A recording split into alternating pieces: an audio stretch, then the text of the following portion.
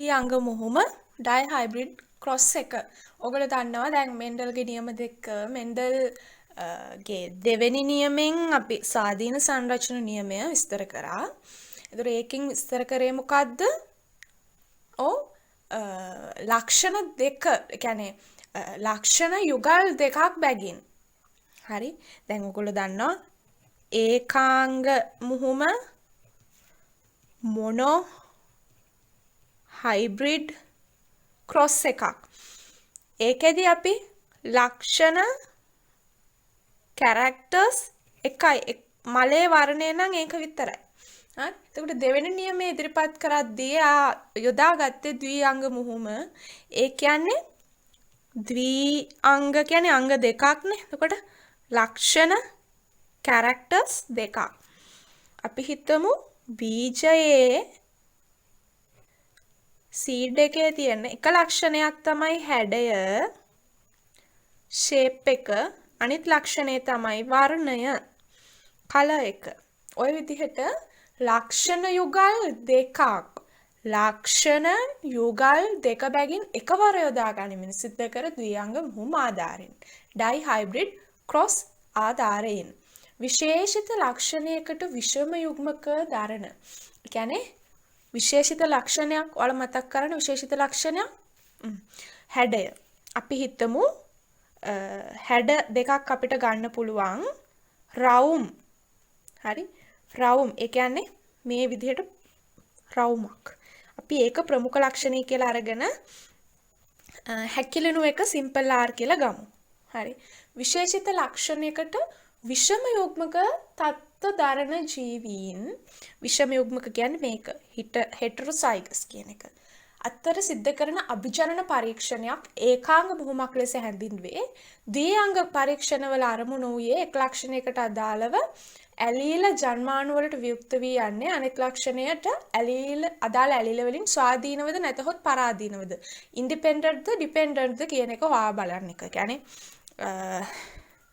මම අර කලින් විස්තර කරේ මෙහෙම දෙන්නෙක් එක්ක මෙයා මෙයත් එක්ක එකතු වෙන්නේ, මෙයා මෙයත් එක්ක හරි මෙයා මෙයත් එක්ක හරි එකතු වෙන්නේ, මෙයා ස්වාධීනවද ඉන්ඩිපෙන්ඩන්ට්ද නැත්නම් තව කෙනෙක් මත යැපිලාද, තව කෙනෙක් කියන දෙයක් කරන්නේ පරාදීනයි ඩිපෙන්ඩන්ට් කියලා අපි කියනවා. ඒකද කියලා හොයලා බලන්න තමයි ද්විඅංග මුහුම සිද්ධ කරේ.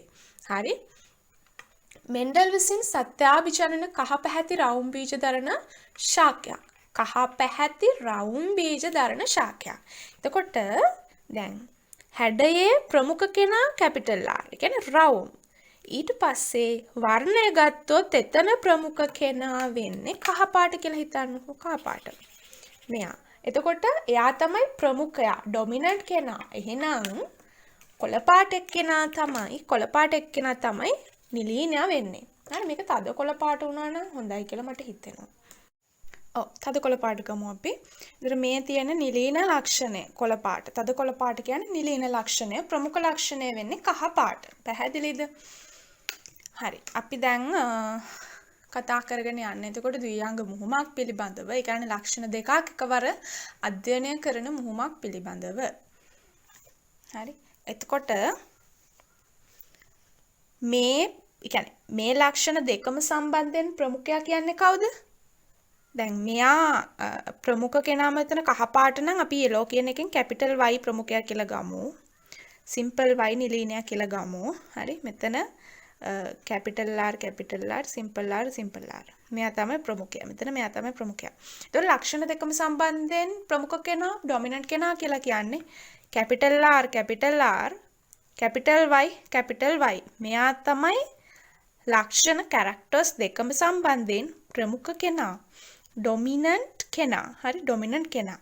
ලක්ෂණ දෙකම සම්බන්ධයෙන් නිලීන කෙනා කවුද? ද්විත්ව නිලීන. simple R. මෙයා තමයි එහෙනම් නිලීන රිසෙසිව් කෙනා. හරි. රිසෙසිව් කෙනා. අපි මේ විස්තර කරන්නේ එතකොට ද්විාංග මුහුම ගැන. මම රිසෝස් බුක් එකේ තියෙන පොයින්ට්ස් ටිකම තමයි මෙතන විස්තර කරන්නේ. එතකොට මම රිසෝස් බුක් එක මේ ස්ක්‍රීන් එකට අරගෙන ආයේ මේ ටික විස්තර කරන්නේ නැහැ. එහෙනම් හොඳට අහගන්න. මෙන්ඩල් ආවේනිය පිළිබඳ තම දෙවන නියමය ඉදිරිපත් කළේ ඉන්හෙරිටන්ස් පිළිබඳ දෙවනි නියමය ඉදිරිපත් කළේ ලක්ෂණ යුගල් දෙක බැගින් එකවර යොදා ගනිමින් සිදු කළ ද්විඅංග මුහුම් ඩයි හයිබ්‍රිඩ් crosses ආධාරයෙනි. විශේෂිත ලක්ෂණයකට විෂම යුග්මක තත්ත්ව දරන ජීවීන් දෙදෙනෙකු අතර සිදු කරන සත්‍යාභිජනන පරීක්ෂණයක් ඒකාංග මුහුමක් ලෙසින් හැඳින්වේ. මෙන්ඩල්ගේ ද්විඅංග මුහුම් පරීක්ෂණවල ඩයි හයිබ්‍රිඩ් crosses වල තියෙන අරමුණ තමයි එක ලක්ෂණයකට අදාළ ඇලීල එක ලක්ෂණයකට මේ තියෙන එක ලක්ෂණයකට අදාළ ඇලීලයක් මේ තියෙන තව ලක්ෂණයකට අදාළ ඇලීලයක් මේක ජන්මාණු වලට වියුක්ත වෙනකොට මේ විදිහට ජන්මාණු වලට ගැමේට්ස් වලට යනකොට එක්ක මේක හරි ජන්මාණු වලට වියුක්ත වෙනකොට ඒ වියුක්ත වෙන්නේ හරි සෙග්‍රිගේට් වෙන්නේ අනෙක් ලක්ෂණයට අදාළ ඇලීල වලින් ස්වාධීනවද නැතහොත් පරාධීනවද ඩිපෙන්ඩන්ට්ද ඉන්ඩිපෙන්ඩන්ට්ද කියන එක සොයා බලන්න. මෙන්ඩල් විසින් සත්‍යාභිජනන කහ පැහැති රවුම් බීජ දරන ශාකයක්. දැන් ඔයගොල්ලෝ දන්නවා කහ පාට තමයි ප්‍රමුඛ ලක්ෂණය ඩොමිනන්ට් කැරක්ටර් එක. රවුම් බීජ තමයි මේ කහ පාට තමයි ප්‍රමුඛයා සහ රවුම් බීජ තමයි ප්‍රමුඛයා. එතකොට මොකද කරේ? කහ පැහැති රවුම් බීජ කිව්වොත් කොයි වගේ එකක් දෙන්න ඕනි? කහ පැහැති රවුම් බීජ දරන ශාකයක් සමග සත්‍යාභිජනන කොළ පැහැති රැලි වැටුණු බීජයක්. මේ තියෙන්නේ කහ රවුම්.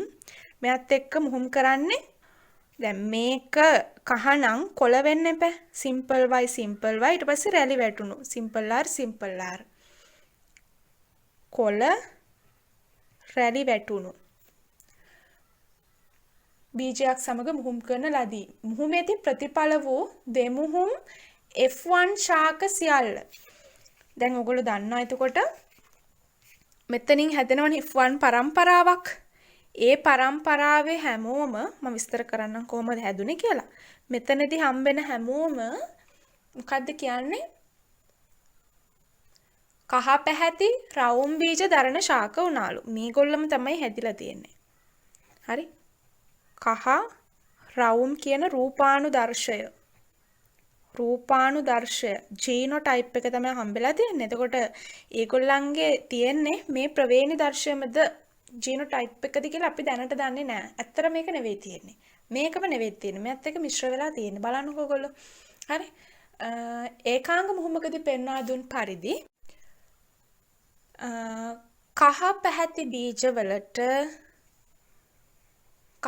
බීජවලට අදාළව එන y ඇලීලය කොළ පාට බීජවලට අදාළ වෙන y ඇලීලයට ප්‍රමුඛයි. මෙයා තමයි ප්‍රමුඛ කෙනා.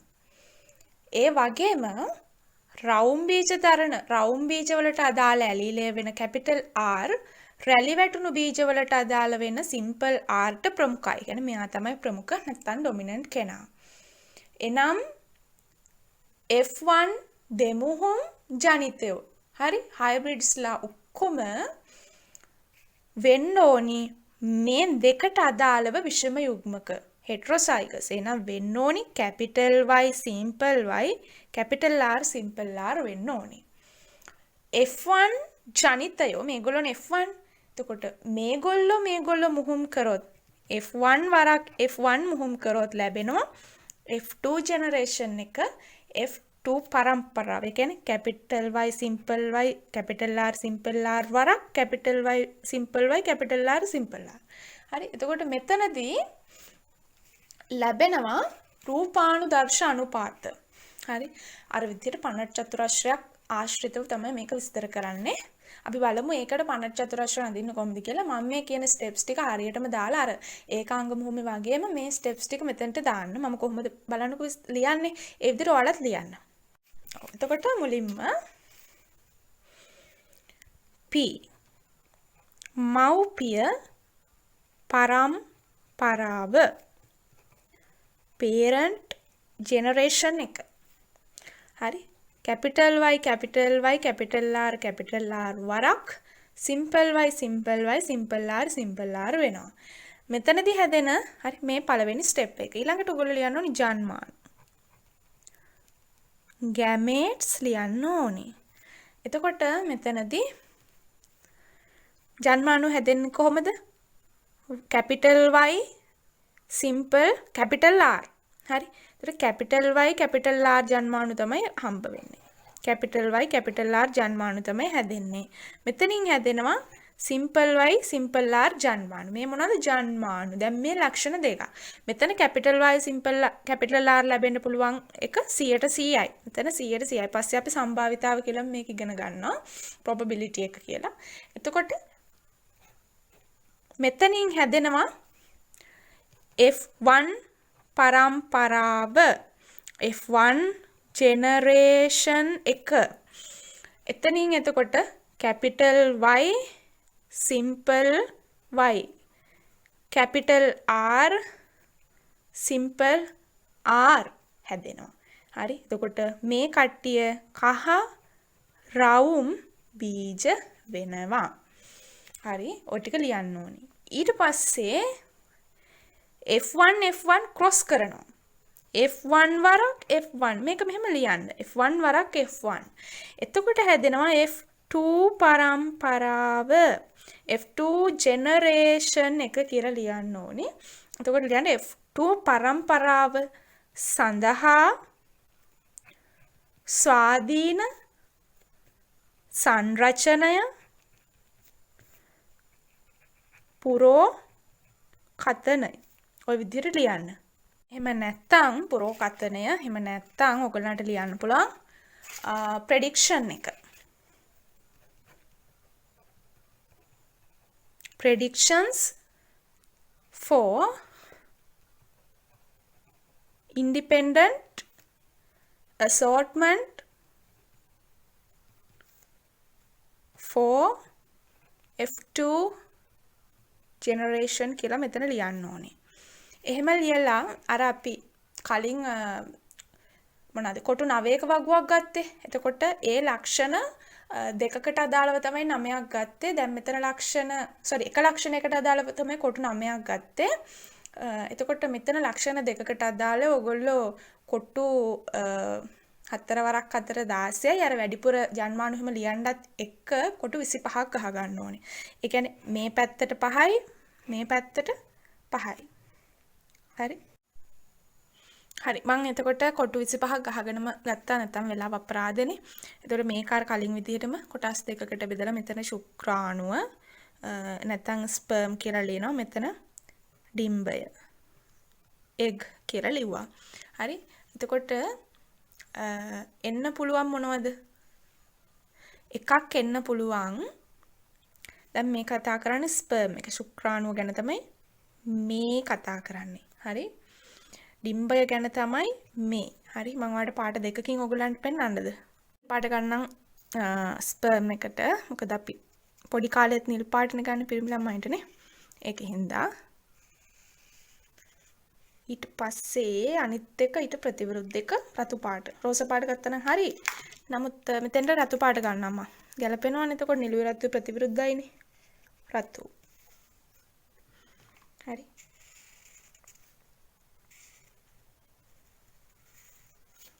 ඔය විදිහට ගමු අපි.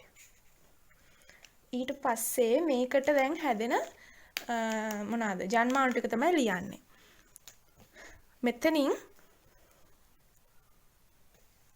බලන්න හැදෙන ජන්මානු වර්ග 4 එකක් හැදෙන්න පුළුවන් capital Y capital R හරි අනිත් අතට capital Y එක්ක simple R එකතු වෙන්න පුළුවන් අනිත් අතට simple Y එක්ක capital R එකතු වෙන්න පුළුවන් ආය simple Y එක්ක simple R ම එකතු වෙන්න පුළුවන් හරි මම හිතනවා පැහැදිලි ඇති කියලා දැන් capital Y තියෙනවා කැපිටල් y කැපිටල් r තියෙනවා සිම්පල් y සිම්පල් r තියෙනවානේ. එතකොට එක ජන්මානුවක් එන්න පුළුවන් කැපිටල් y කැපිටල් r කියලාම. තව එකක් එන්න පුළුවන් මේකේ තියෙන කැපිටල් y එක්ක මේකේ තියෙන සිම්පල් r.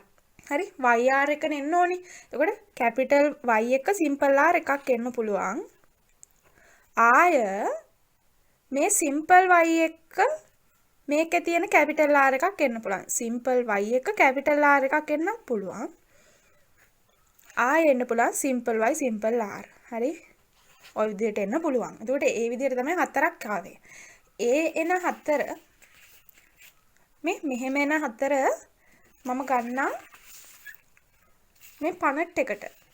හරි මම මේක නමන්නම්කො මෙතනින්. මේ විදිහට නෙන්නේ. මම මේක මේ විදිහට ලියා ගන්න. එතකොට ශුක්‍රාණු හැදෙන්න පුළුවන් capital Y capital R capital Y simple R simple Y capital R ආය සිම්පල් y සිම්පල් r ඔය විදිහටම ඩිම්බත් හැදෙනවා.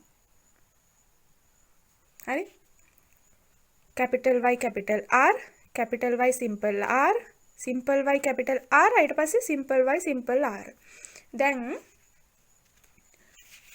මේවා ඔක්කොම හැදුනේ එකකින්. එතකොට 100% කරන්න මේවා 25ක් එන්න පුළුවන් 125 ගානේ මේවා එන්න පුළුවන්. හරි 125ක සම්භාවිතාවයක් තියෙනවා probability එකක් තියෙනවා. ඒතර ඒ හින්දා අපි 125 මේක ඇස්සේ ලියන්න ඕනේ මෙහෙම. 125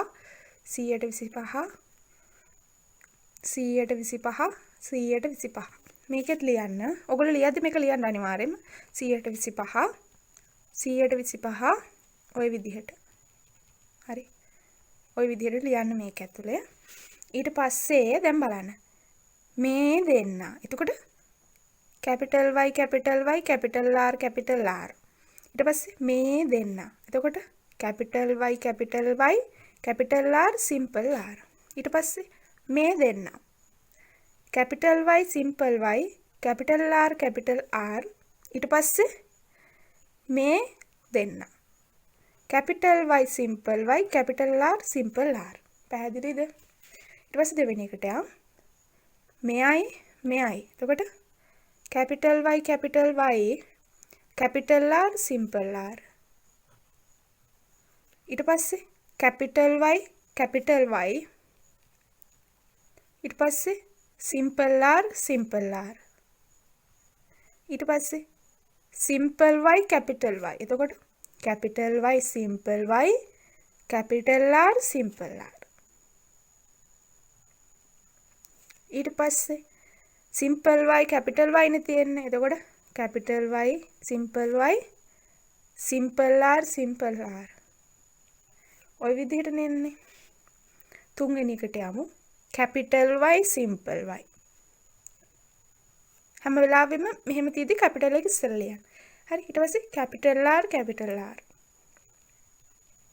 ඊට පස්සේ capital Y simple Y simple R capital R. Then capital Y ඊට පස්සේ simple Y. මෙතන simple y නේ simple y. එතකොට simple y capital R capital R. අනිත් එක මේක simple y simple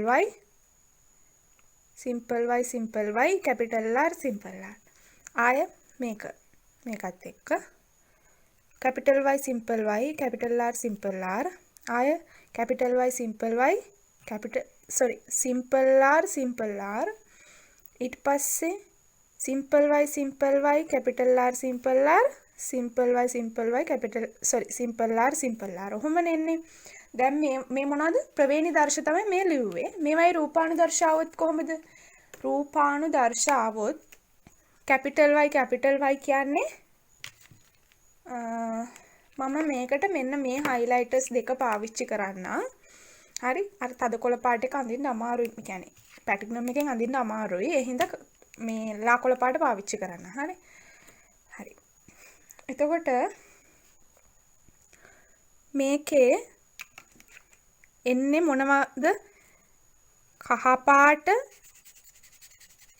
කහ පාට මෙතනින්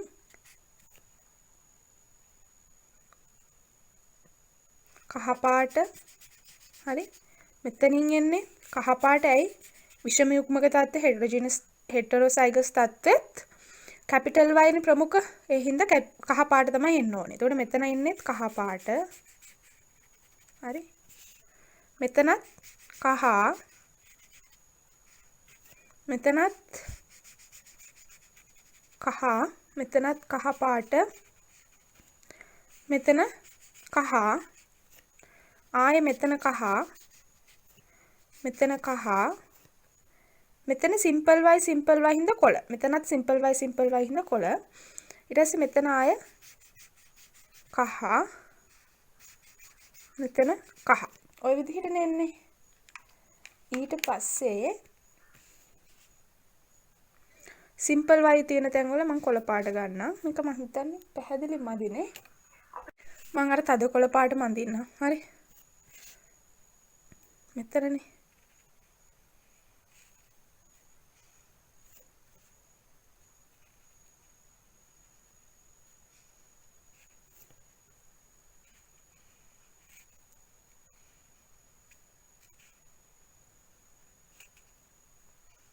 ඔහොමනේ එන්නේ හරි මම මේක කලර් කරනවා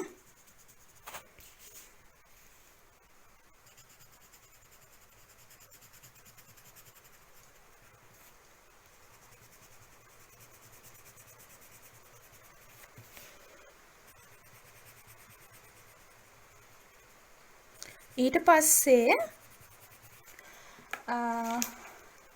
රවුම් බීජ රැලි වැටුණු බීජ කියන එකට අපිට පාට වලින් නිරූපණය කරන්න බෑනේ නේද? එතකොට රවුම් බීජයි රැලි වැටුණු බීජයිනේ. මම රවුම් බීජ කියන එකට රෝස පාට ගන්නම්. හරි. රවුම් බීජ කියන එකට රෝස පාට ගන්නම්. ඊට පස්සේ රැලි වැටුණු බීජ කියන එකට තැඹිලි පාට ගන්නම්. මේක මෙහෙම. හරිද? ඊට පස්සේ දැන් රවුම් කොහම කැපිටල් R නේ. එතකොට අපි කැපිටල් R ටික පාට කරගෙන යමු. capital R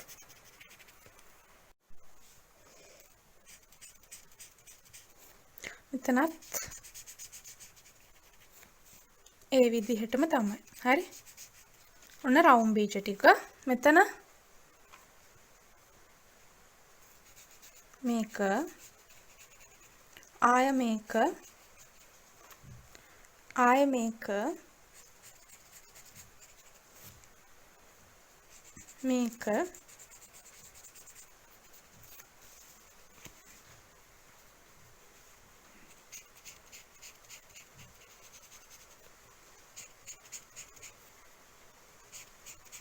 ඔයාලට පැහැදිලි ඇති කියලා මම හිතනවා. පැහැදිලිනේ නේ? ඊට පස්සේ සිම්පල් R කියන්නේ රැලි වැටුණු බීජනේ.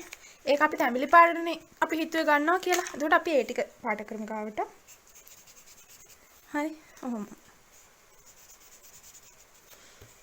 බලන්න ඕගොල්ලන්ට මම මෙහෙම පාට කරේ ඕගොල්ලන්ට මෙතන තියෙනවා යම්කිසි මේ ඒ කියන්නේ ලස්සන දෙයක්. හරි? ඒක මම පැහැදිලි කරන්න තමයි ගත්තේ. ඕගොල්ලන්ට පැහැදිලිද? ඕගොල්ලෝ මේක හරියට ඇඳලාද කියලා බලා ගන්න පුළුවන්.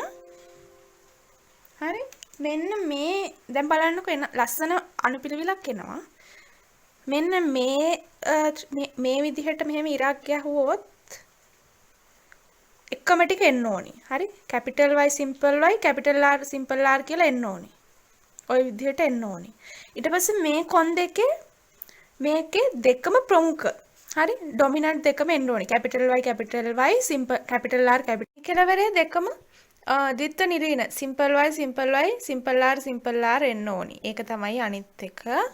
හරි? එතකොට ඔයගොල්ලන්ට මේ ප්‍රවේණි දර්ශ ජීනෝටයිප්ස් මේ තියෙන ප්‍රවේණි දර්ශ ජීනෝටයිප්ස් නේ මේක දැක්කහම රූපානුදර්ශය ෆීනෝටයිප් එක මොකක්ද කියලා හඳුනා ගන්න පුළුවන්කම තියෙන්න ඕනේ. එතකොට අපි අර කලින් එකේ ලිව්වා වගේ රූපානුදර්ශ අනුපාත ටික ලියන්න ඕනේ. හරි? රිසෝස් බුක් එකේ දාලා තියෙන්නේ රූපානුදර්ශ අනුපාතය ෆීනෝටයිප් රේෂියෝ එක විතරයි. නමුත් අපි ඒකාංග මුහුමකදී ජීනෝටයිප් එකේ කියන්නේ ප්‍රවේණි දර්ශ අනුපාතයත් ලිව්වනේ. ඒ හින්දා මම ඔයගොල්ලන්ට කියලා දෙන්නම් කොහොමද රූපානුදර්ශ අනුපාතය සහ ප්‍රවේණි දර්ශ අනුපාතය ලියන්නේ කියලා.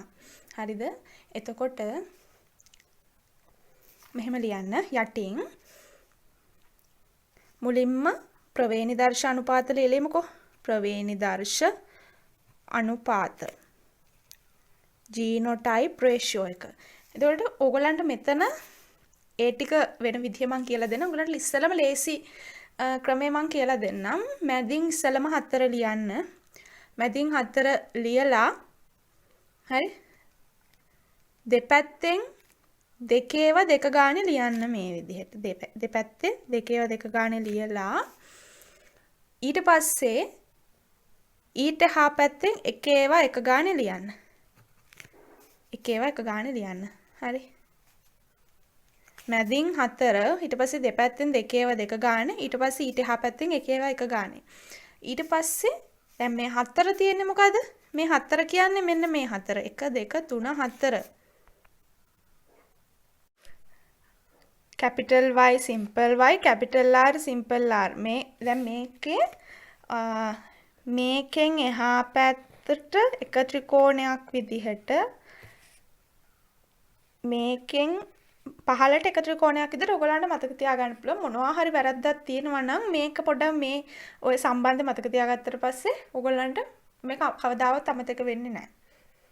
හරි බලන්නකෝ දැන් මේකෙන් මැද්ද එක පැහැදිලිනේ ඔයගොල්ලන්ට.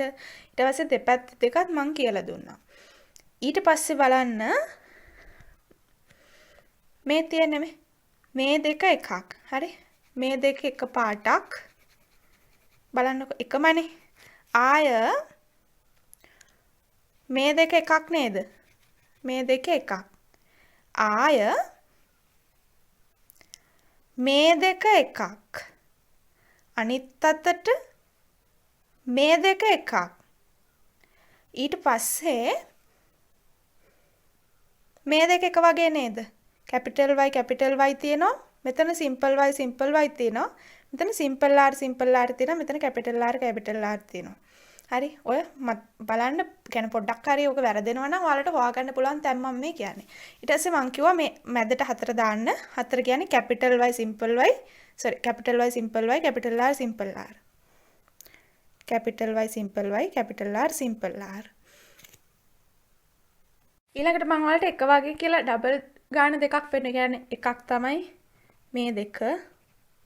හරි ඒ දෙක ලියන්න ඊට එහා පැත්තේ මේ 4ට මෙහා පැත්තෙන් ඒ දෙක ලියන්න. කියන්නේ capital Y capital R simple R.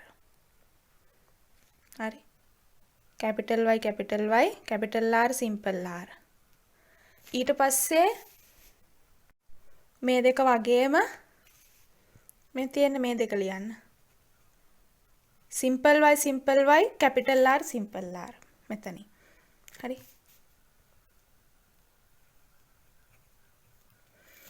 ඊට පස්සේ ඒ වගේ එක ළඟ තියෙන තව දෙකක් හොයාගමු. මෙන්න මේ දෙක. මේකයි ආය මේක. capital Y simple R simple R.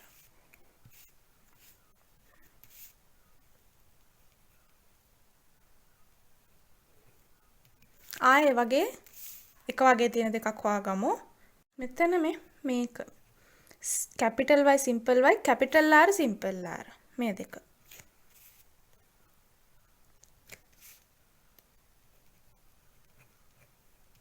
දැන් තියෙන්නේ එක ඒවා ලියන්න. හරිද? දැන් අන්තිමට මේ හැම එකක්ම මේක ලිය වෙලා තියෙනවා. මේ 4 අපි ඉස්සෙල්ලම ලිව්වා. ඊට පස්සේ කොන් දෙකේ තියෙන දෙක ලියලා එමු. ඒ දෙක කොන් දෙකේම ලියමු මේ දෙක. මුලින්ම මේක ඒක මේ කොනේම ලියමු. capital Y capital R.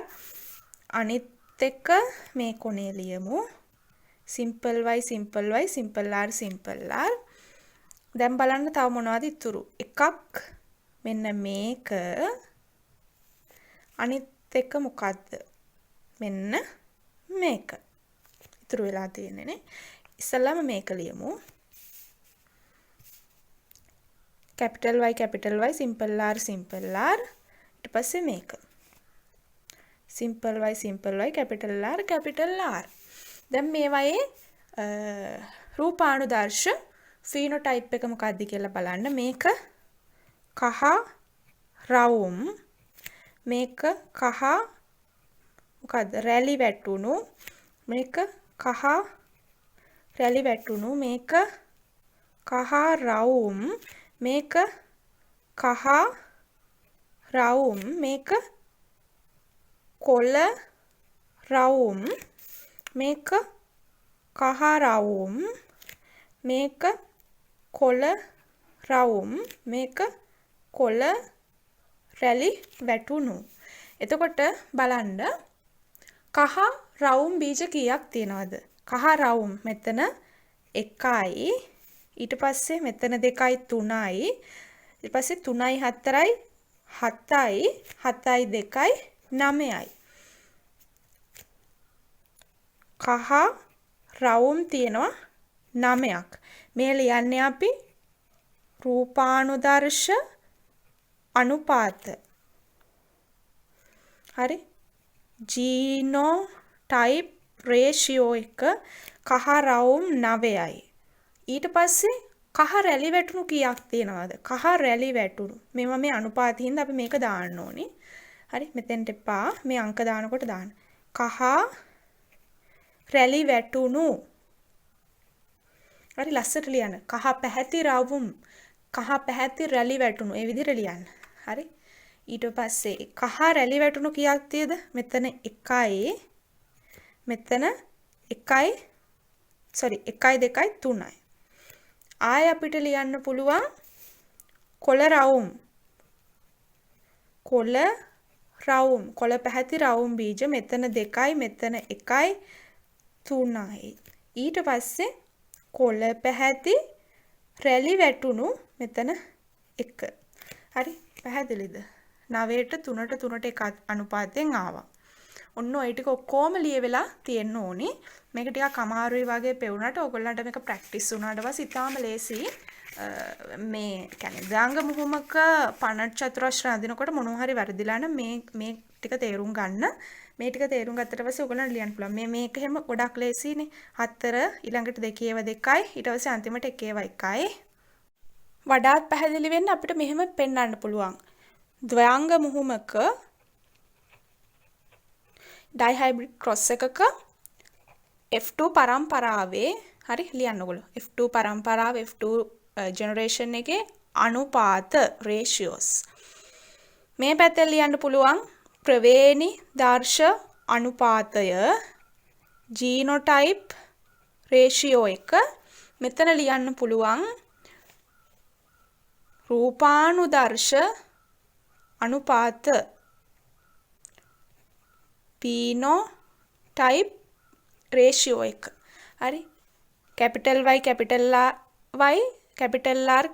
R වලින් එකක් ආවා.